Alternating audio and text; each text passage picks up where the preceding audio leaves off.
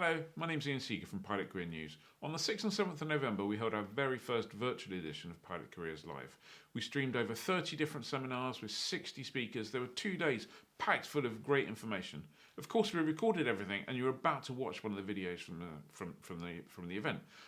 Before you do, I just want to thank our sponsors, Bose, Alsim, Entro, and of course Poolies. Without them and without the exhibitors, it wouldn't be possible. The exhibitor pages are still live, so feel free to head on over there, go to www.pilotcareerslive.com and click through to the exhibitors. There's loads of information, loads of downloads, all sorts of great stuff there for you. Anyway, enjoy the video, and if you find it useful, really appreciate it if you click subscribe on our YouTube channel. Thank you. Bye-bye.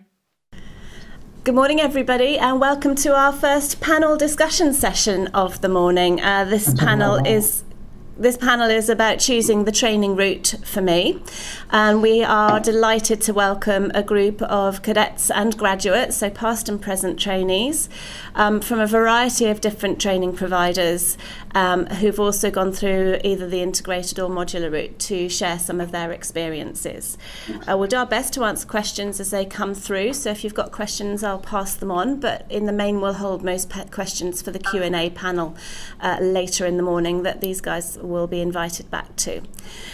Just a quick reminder to say a huge thank you to our sponsors. Sponsors are Bose, Alsim, Poolies and Entrol. If we didn't have those, we wouldn't be able to lay this on free for all of you visitors here today. And a reminder that if you want to buy anything from Poolies, you can quote the code PCL for a 5% discount at checkout, so that's worth using. Another reminder also, we've got loads of virtual exhibitors, so after the panel discussion, pop off and go and have a chat with some of the virtual exhibitors through the system that we have live for you. So, no further ado, let's get on and introduce our panel members today. We've got 5 panel members to talk about their training routes, and I'm going to ask them to introduce themselves because they know themselves better than I do. So, if I can ask you all just to make sure you're mute apart from the person that's chatting, because we've got some background noise. So, Bartamo, could I ask you to put your screen on mute, your mic on mute, please? Okay, so I'm going to come to Max first. Hi, Max. Welcome. Hi, Karen. How's it going? Hi. Yeah, good, thanks. Tell us a bit about you, and then we'll expand a little bit later. My name's Max. I'm training on a integrated ACPL at Leading Edge Aviation. I am now onto my advanced part of our SCP flying before going on to the twin. So getting there, slowly but surely, but nearly. Good. Progress is being made, which is good news. Exactly. Excellent. Thanks, Max. Jack, hi. Welcome. Hi, Karen, you all right? Yeah, good, thank you. Yeah, my name's Jack. I'm an integrated student here at the National Flight Centre, based at Western Airport in Dublin. I am currently doing my MEIR. I've recently just passed my CPL test. And the accent might be a giveaway, but I'm not Irish. I'm from St Helens in Merseyside in the north of England there. So I moved over here to study. Again, a fully integrated student. Cool, brilliant. Thanks ever so much, Jack. Adam, hello. Hi, welcome. Hi, good morning, Karen. How's things? Yeah, good. Thank you. Good to have you all here.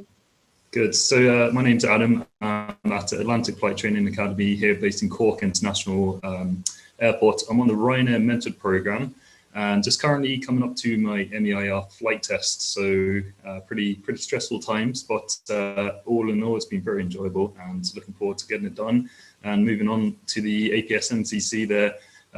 With the Ryanair SOP, so hopefully that all goes well and we'll be ready to rock and roll. Brilliant. Thank you very much, Adam. Thanks for sparing the time. I know it's a pretty stressful stage of training, so we appreciate it. No problem. Thank you. Ben, hello. Welcome. Hi, Karen. How are you? Yes. Good, thank you. Good. Yeah, Karen, I'm Ben. I took the modular route. I started in March 2017, modularly PPL. I did my ATPLs at Bristol Ground School and then went on to Wings Alliance. I did my CPL MEIR out in Poland at Bartolini.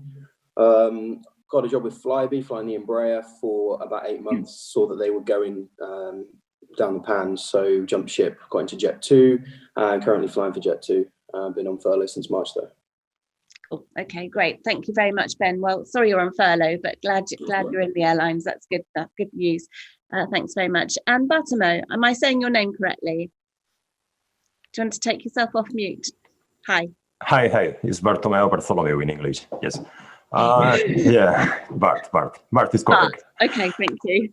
Let's go. I'm called Bartholomew in English. I'm a first officer at Boeing Airlines. And I'm working as flight instructor, ground instructor here at Barcelona Flight School. And Brilliant. we'll Okay. Brilliant. So that's brilliant. So we've got two people who are already in the airlines. We've got a modular representative. We've got someone who's doing flight instruction, and we've got our ATPL integrated guys who are at various different stages of their training. And we've got someone on the Ryanair mentor program as well. So a really nice mix to pick your brains of through this session today. So the title of the session is Choosing the Right Training Route for Me. So let's kick off with that. What made you choose the route that you personally chose? And I'm going to really randomly pick people when I ask these questions. So be prepared, and I'm going to go to Jack first on that one, please. Yeah, sure. For me, I always just thought the integrated route was best for me. It was a real personal choice. I wanted to have that fully immersive full-time course experience. And also for me, the way that the school do things, the layout of the course here was a big selling point for me. From what I've seen from doing research, it's a little bit different, the course. And the layout really appealed to me. So instead of diving headfirst into ATPLs, we started with like a 3-month like blended learning phase where there was ground school. We did about 30, 40 hours in an aircraft, just getting everyone to that sort of PPL level. And then from then, that's when we jumped into ATPLs. We split the ATPLs up into 3-month phases. So it was 3 months, I think it was 8 subjects, 2 sit-ins. We went back into the aircraft for 3 months and then back in to finish off the ATPLs, and that was 6 subjects over 2 sit-ins again. And for me, that just appealed to me. No rush with the ATPLs. Look, they're so important, why rush them? The way that this course was laid out just really, I think it just suited me. And like I said, the integrated course, for me, having classmates, just that support network in exam time, it's just, exactly what I needed to get me through the course, I think. Yeah, great. And that's a really important message. It's what appeals to you personally. That's why doing the research is so important, to go and talk to all the different providers and get all the different facts to work out what's best for you as an individual. Yeah, I think integrated versus modular is a bit of a hot topic. Yeah. And for me, it's a personal. That will develop in this morning's discussion. Yeah, I was going to say, for me, it's a real personal choice. I think it's whatever suits you. Everybody has a different situation. Some people might not be able to do it. Yeah. For me, I was very lucky. I had the opportunity, so I took it with both hands. Brilliant. Okay, thanks. That is a slightly different route, the blended route. So I'm going to come over to Ben next and ask you, because you went the modular route, so you can give us a balance to that and why you chose the modular route for you. Yeah, I think modular for me, first and foremost, was the cost. You're talking in some cases half the price. The other really big thing I liked about it was the flexibility. Now, I've got friends that it took them 5 years alongside a job. I was fortunate to do it full time. So I, between starting and being type rated on the Embraer, 2 years, was back months to train without the airline. And I like the flexibility of it. And if I was never really a theory guy at school, I was more of a hands-on practical guy. So I didn't really like the thought of someone stood in front of me for 8 hours a day talking to me. I'd much rather sit on my own and be able to take breaks when I needed to take breaks, which is what I did. Some days I could do 2 hours without stopping. Some days I'd need a break every hour. For me, it was really personal on that level, but it worked for me. I probably did it quicker and to a better standard than I would have if I'd have personally gone down the integrated route, because, as I say, I wouldn't be able to sit and be lectured at. It's just not my style. But that's why people are so different, and that's why the two courses have their pros and have their cons, really. Yeah, absolutely. So the flexibility that the modular allows is a big appeal. And as you say, there can be quite a significant price difference, but there are often other costs that you don't necessarily see initially on the modular plan. So anybody else, Adam or Max or Bart, want to come in here about your reasons for Max, please. Thanks. I think kind of alluding to what Jack says and going on that, I like the choice of an integrated course. For me, was sort of being familiar with your surroundings, and sort of having familiar contacts at the same place. So that was a key selling point for me. I do think there was an element of being young that you're very enthusiastic to just get out there and get started as soon as possible. You ignore maybe external factors that might make it, a not impulsive decision, but it's worth doing your research. I've seen, since doing an integrated course, the benefits of doing a modular course as well. So there was an element of just being really young and desperate to get into the airline industry, which, well, given the circumstances at the minute, might not be the best idea. But I do like the integrated course in terms of it's delivered in one place, and you're aware of who your people are, and you're with them from day one to the end. Right. Okay. Thank you, Adam.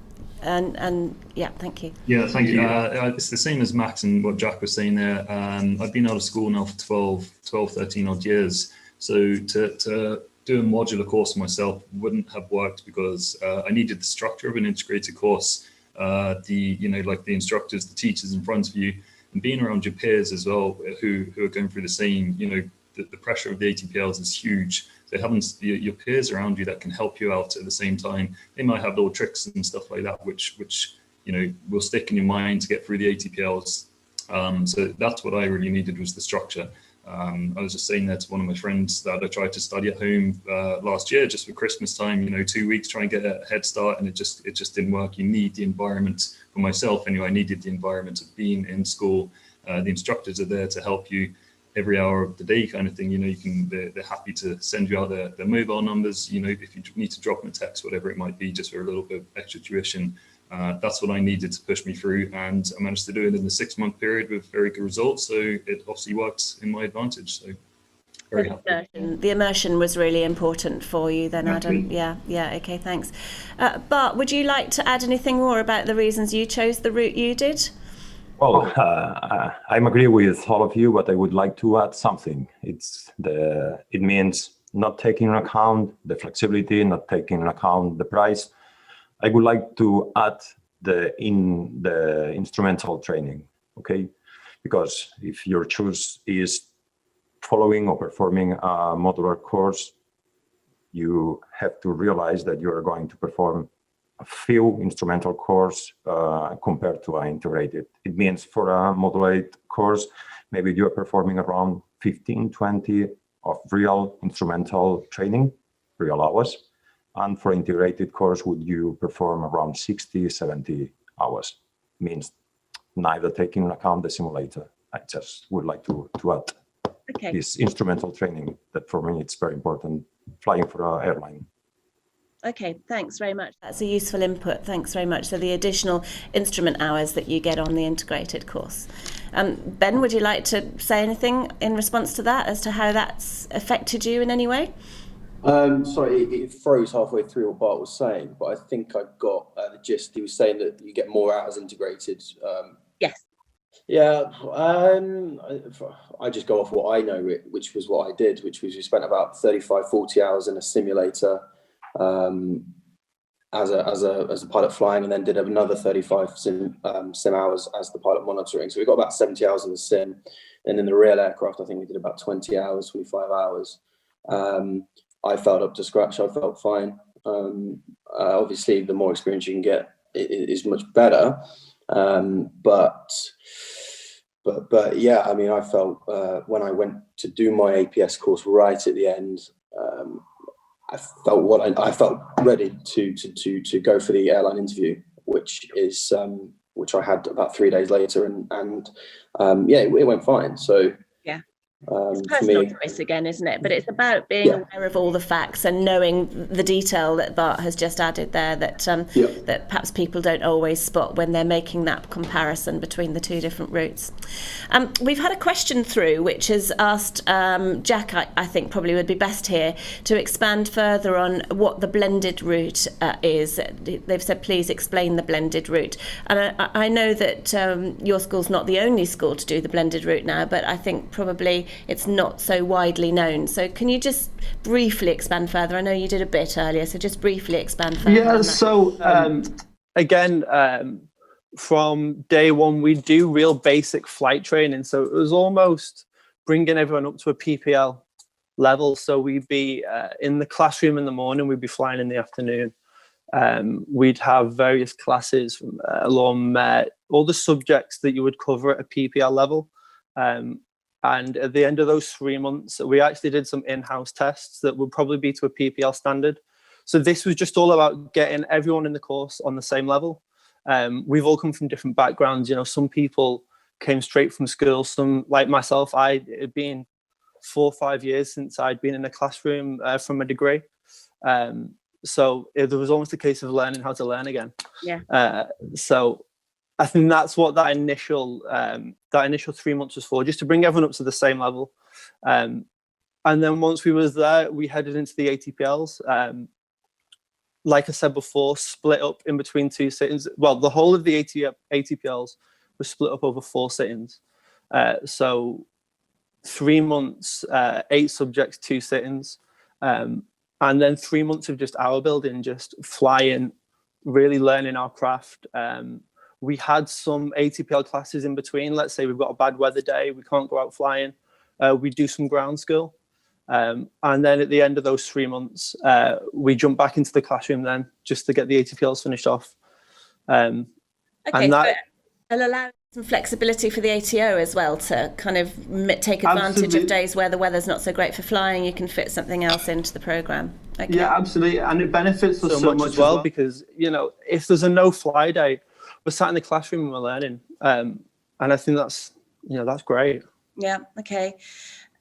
It's Adam, you're putting your hand up there. You'd like to add? Yeah, I just wanted to add with Jack on that. It must be something they do here in Ireland because Jack's realistically up the road from us. But Atlantic Flight Training, they do the same thing there. The first initial 2.5, 3 months, we do the PPL syllabus, and it's just an in-house kind of syllabus at the time, just to see, you know, to build our knowledge up. We also do the flying as well, and I mean, to go into ATPLs, never having flown an aircraft beforehand, and to understand the different instruments that we have. I mean, to put that in perspective, you can see it visually happening in front of you. You can put that into like your theory side of aspect when it comes to the ATPL. So I think it's a great advantage to jump into the plane, get the basics under under your belt kind of thing, and jump into the ATPLs. And it's just, I think it helped me out massively to do that. So it's very good. Yeah. Thank you. Thanks, Adam. Ben, yes, please. Yeah, I just wanted to touch more on that, the modular where you go and get your private license. Then you've got to do your hour building, 100 hours pilot and command hour building. It's a bit like when you get your driving license, you don't really start learning until you get your license. For me, I got my pilot's license and I was allowed to go off in the UK and start flying around to build those hours with no help from an instructor. That's when I started really learning, especially in terms of the physics behind flying and stuff, which was when I did start the ATPLs about 4 months, 5 months later, or during that time rather, when I came across these subjects, I could see what I was learning really in a practical way, because I could think back to hands on the aircraft at the time. Whereas I know some of my friends who have not done the modular route and gone through separate routes to kind of integrated but different schools to these chaps, they kind of been thrown in the deep end with the ATPLs, which for me would be really tough, because you've got really nothing to go off. It's pure theory, and for guys like me who are practical, that's a tough thing to do. That's another reason I liked the modular route, was because it was you could go as quickly as slowly as you wanted, but you also got to it was a hands-on course, I felt, really, which benefited in the ATPLs later on. Yeah. Okay, great. Yeah. Thank you very much, Ben. Max, please. Thank you. Yeah, I really do agree with what Ben's saying, and Jack and Adam as well, in terms of, I think hopefully the others will agree with me that the methods of learning instruments, for example, don't really actually make sense until you get in an aircraft itself. So I think the nature of an integrated course is starting to change to reflect that. So in terms of being in a classroom, all the time. It's quite difficult to grasp an understanding of it properly. And I know that they mentioned after, and Jack's flight school said that they do that as well. I know Leading Edge drop a knowledge, skills and attitude flight into ground school now, just to break it up and to enhance an understanding of what is actually going on. Yeah. One of the things of an integrated course is, obviously, as Ben said, you are in ground school for 6 months or 9 months or whatever the duration of it is. So it's a lot. It is helpful to break it up and to segment it and enhance an understanding by being in an aircraft itself. I think a big part of me with the integrated was literally to get ground school done, out of the way, and you know, that part of your training is done. But I definitely think that, yeah, the integrated course, especially over here, and as the other two have mentioned, is now changing to reflect a requirement to understand it a little bit better, even by using a simulator.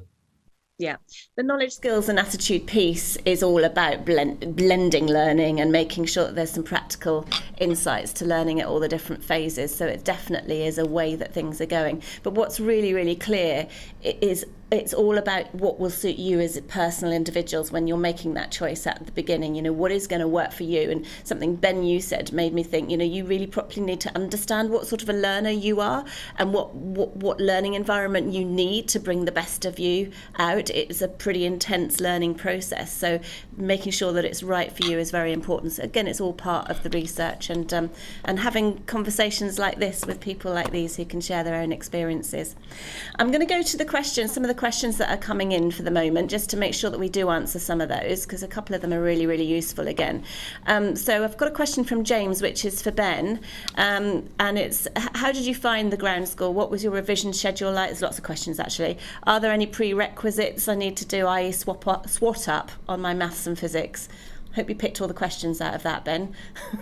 Yeah, the revision schedule was, I can't remember who alluded to it earlier, but I think it was Jack saying that I was about 4 or 5 years out of school, so I had to learn again. Probably took me a month to actually get that revision schedule down. At the start, I could only really concentrate for about 50 minutes at a time, but I learned to be able to concentrate for longer periods. So my revision schedule really in the end was kind of get up at 8 a.m, quick shower, downstairs at the desk for about 8:30, and then I'd work until I needed a break. And I realized that the morning I could work for probably 2 hours, then I need a half an hour break. And as the day went on, I'd need to break more often. And I'd probably work until about 6 p.m. So it was long days. And I'd try and keep that to 5 days a week. I tried to keep my mind fresh. And I realized that if I worked 7 days a week, I'd start to get a bit stale. So I tried to take days off when I could, but days off where I was going to go out and do something, not sit around the house where I'm working.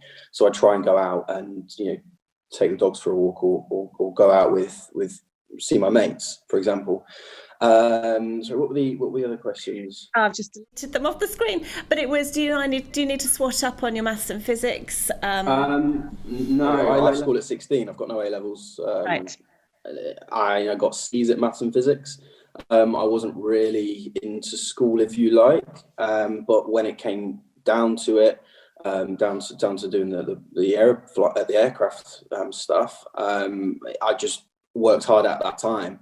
The physics side of things, I think if you have a passion for flying, you actually find quite enjoyable. And as for the maths, Principles of Flight's got a lot of equations, but in a way, it's the amount of equations as opposed to how hard they are. You've just got to remember the equations, you stick in the figures, and then you get an answer. It's just the sheer amount and the volume of stuff you've got to know, as opposed to how hard it is, I found. So maths and physics, yeah, it will help if you're really good at it. Don't sweat, because I wasn't hugely into maths and physics myself. Okay, thanks for that. There's I'm going to come to you in just a sec, Max, but just to say that's one of the questions that came through is how important are A-levels?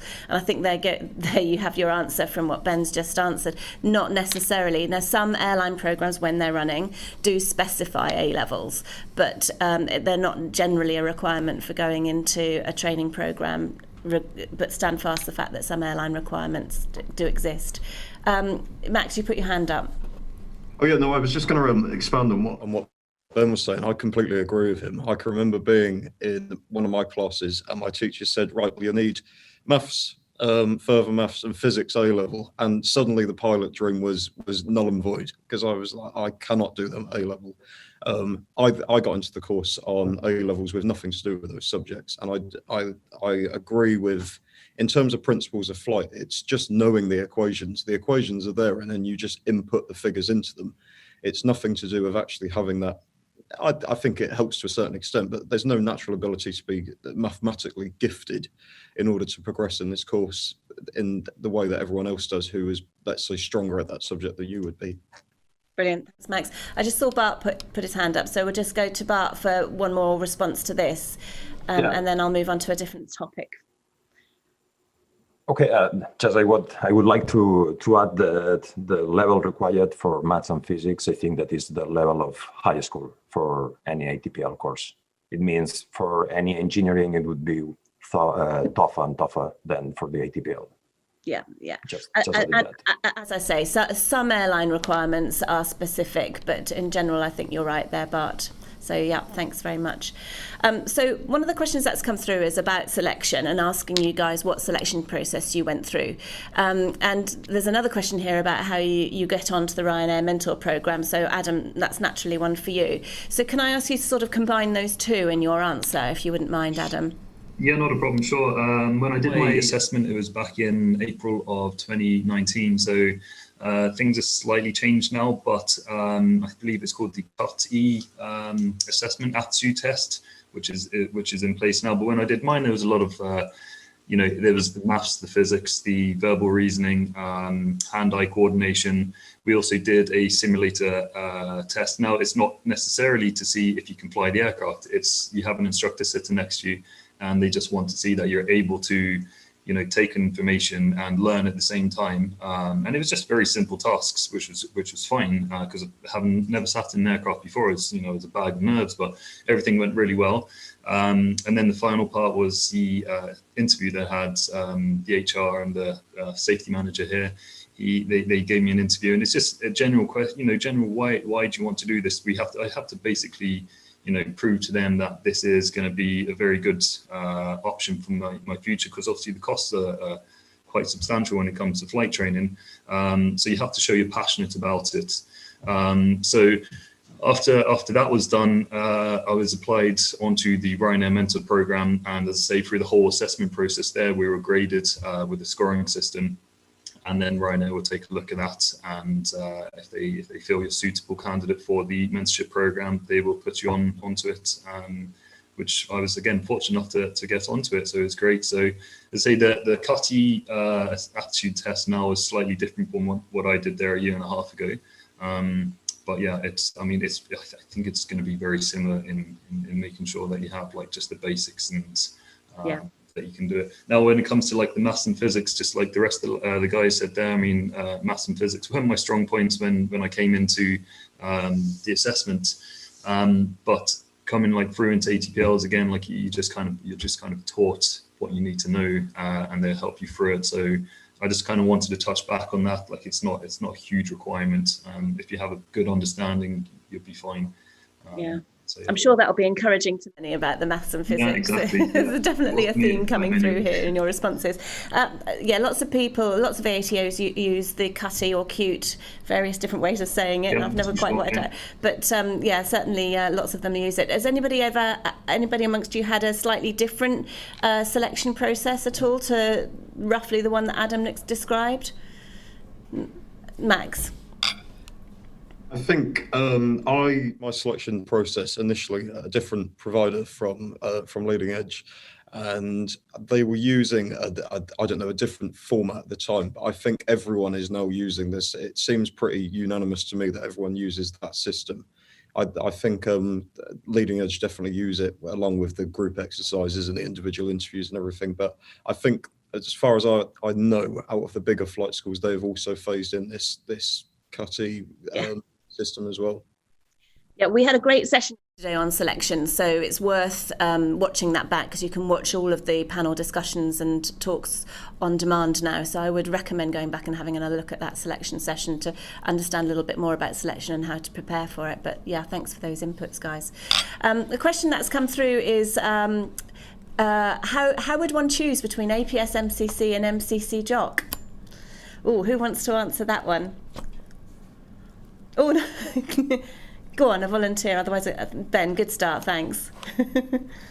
I think when the APS, I did the APS MCC with the Wings Alliance, Bristol Ground School, and for me, it was that last point of training whereby they kind of had a few airline connections. One was Flybe at the time, and for me, it was going all out at the very end of my training. Most of the way through training modular, you're just doing what everyone else is doing. But then for me, when it came to the APS MCC, I kind of wanted to do the best course I could possibly do, get the highest achievement, which is the APS MCC. I think is technically the higher level. Both work, and yeah, for me it was just that all out push. Once you finish flight training, the hardest thing is then getting a job. And my provider had connections with Flybe. Granted, you passed the course. I passed the course, and I had a job a week later. So for me, it was not only the training aspect of it. Was we get about 20 hours more in the simulator. There's ground school to go with it. Instead of being a 5-day course, it's actually like a 3-week course.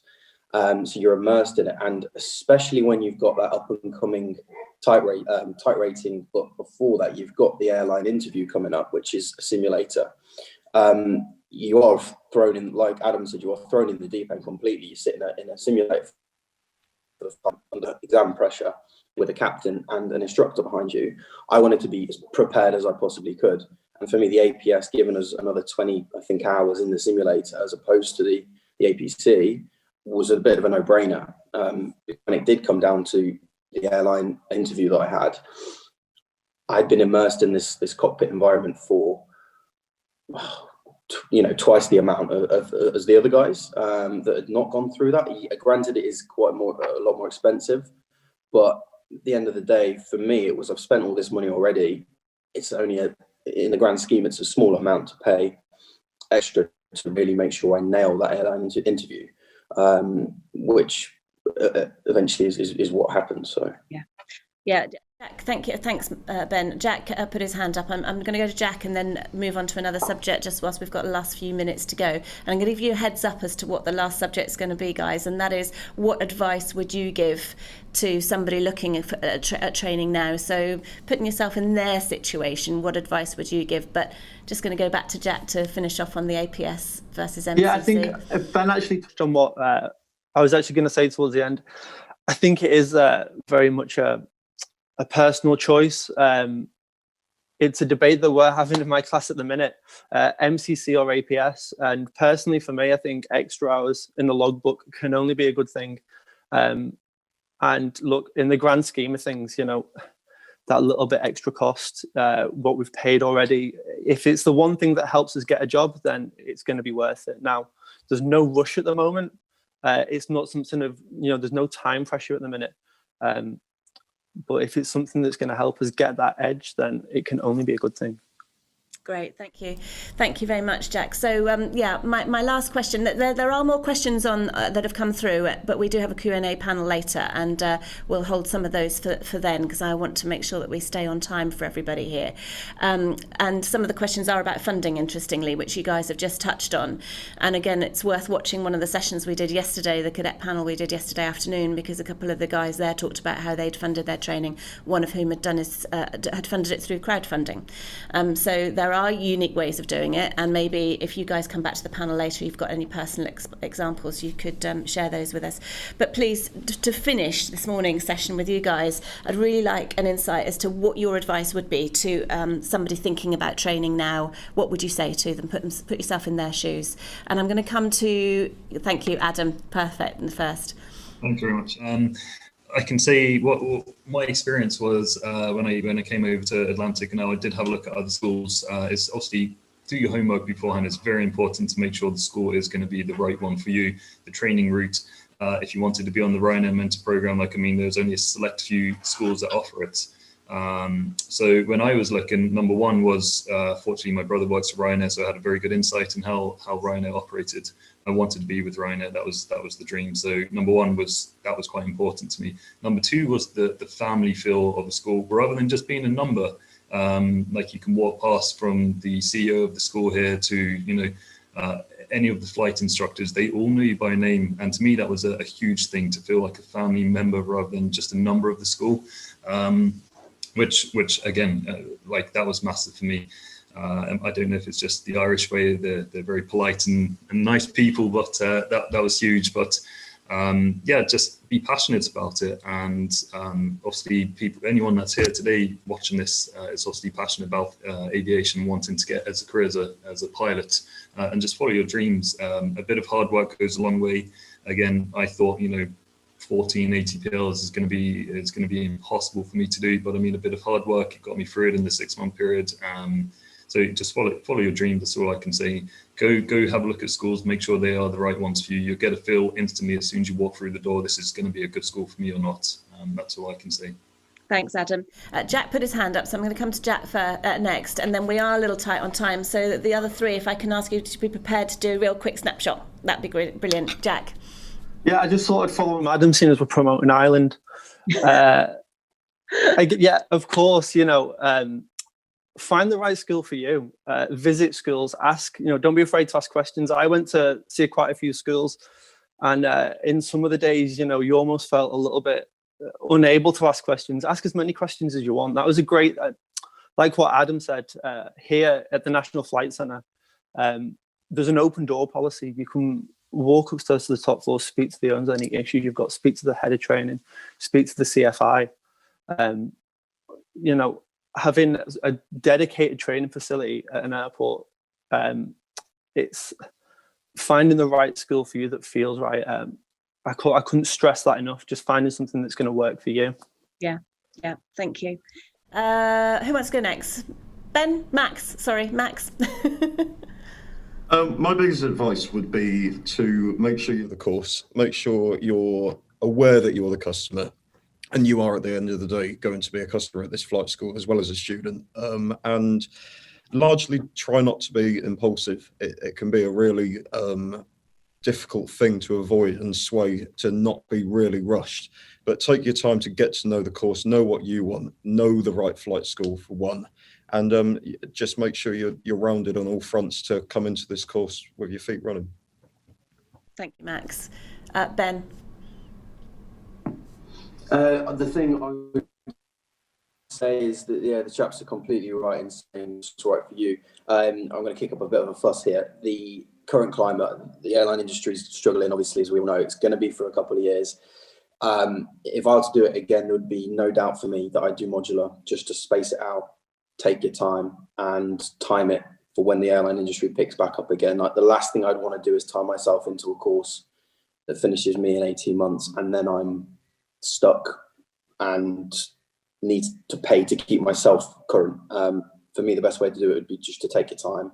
I've got mates who have done it over a 5-year period whilst they've worked, debt free now, and flying online. So take your time, go to the school and enjoy your training as well.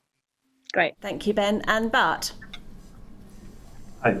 Following the advice is just as always, as usually, adding the comparison of fleet and experienced flight instructors as well.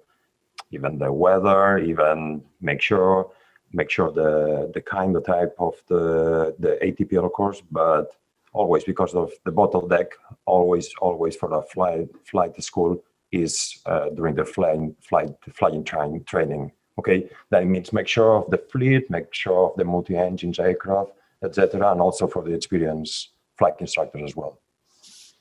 Brilliant, thank you. Some great tips there. Thank you all very much for all of your inputs. They've been excellent. Again, I'm going to ram home this point. It is about doing your research and finding out the right route for you. So you can hear just from these guys, they've all got different opinions, and everybody's opinions are perfectly right, but it's got to be your personal decision at the end of the day. So thanks, guys. They're going to come back hopefully for the Q&A panel later. Don't forget now to have a chat with the ATOs that are here as well, whilst you have the chance. And also just bear in mind there is another route as well, the helicopter route. So there's a session this afternoon with Heli Centre Aviation, which might be worth tuning into as well, just to look at, to consider your routes. We're going to close now. The next is an interview with John Strickland. So thanks very much, everybody. Thank you.